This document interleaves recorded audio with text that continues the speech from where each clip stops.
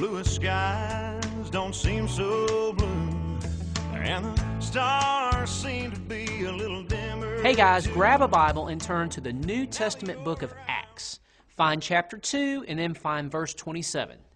Go.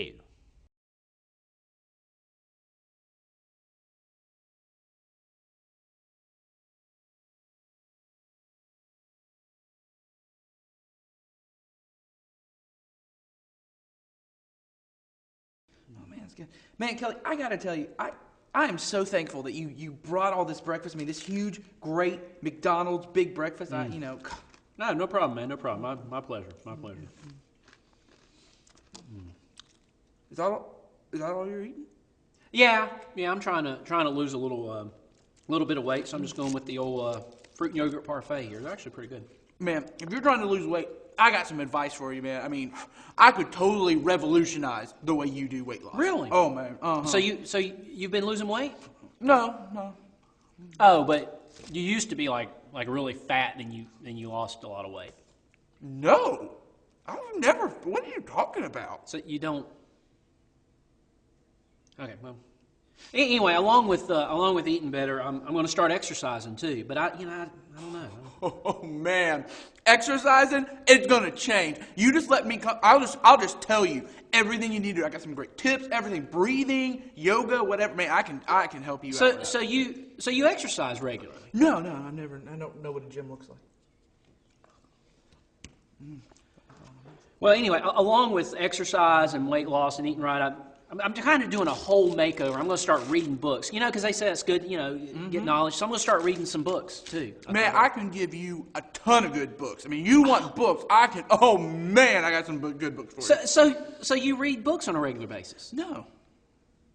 You don't read books? I don't even know how to read. Nathan, I have a question. You don't eat right. Oh, no. You don't exercise at all. No, sir. You don't even know how to read. I don't know what a book looks like. Why on earth would I listen to you on advice for any of those things? I don't know, man. I just came because you said that if I came here with the video, I would just be able to eat a big McDonald's breakfast, so. Sausage, egg, biscuit. Really good. I got some great advice for dating and everything. Never had a girlfriend before. This wedding ring, it's fake. I paid that girl to marry me. But if you want some advice on dating, I got it. Okay, if I were going to change any of those things I mentioned, Nathan would not be the guy to go to. He may have a lot of advice, but obviously he doesn't put any of it into practice. So anything he says is kind of invalid. If I want advice on losing weight, I should probably go to someone that successfully lost weight. For exercise, I'd probably go to someone who regularly exercises. And for advice on good books, I might actually want to talk to someone who actually reads books. See, coming from Nathan, those are just words. They don't really mean much because he hasn't proven anything. So what does all this have to do with today, Easter Sunday, the day Jesus rose from the dead? Well, here's something you've probably never thought about before. It may even be shocking to some people, but all the stuff Jesus taught and did would be pretty useless without his resurrection. Now, don't get me wrong. All of Jesus' teachings are very important. But all the stuff he taught about only has meaning because he rose from the dead.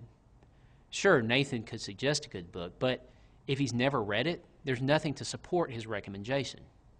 Sure, Jesus taught a lot of cool stuff, but the stuff he taught took on a whole new meaning when he rose from the dead.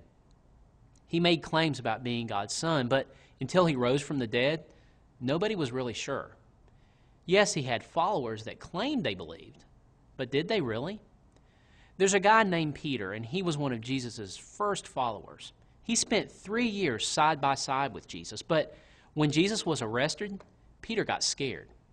Even though he believed everything that Jesus had said, he was afraid he'd be arrested and killed too. Peter actually denies even knowing Jesus. At one point, he even curses to make the point he doesn't know Jesus.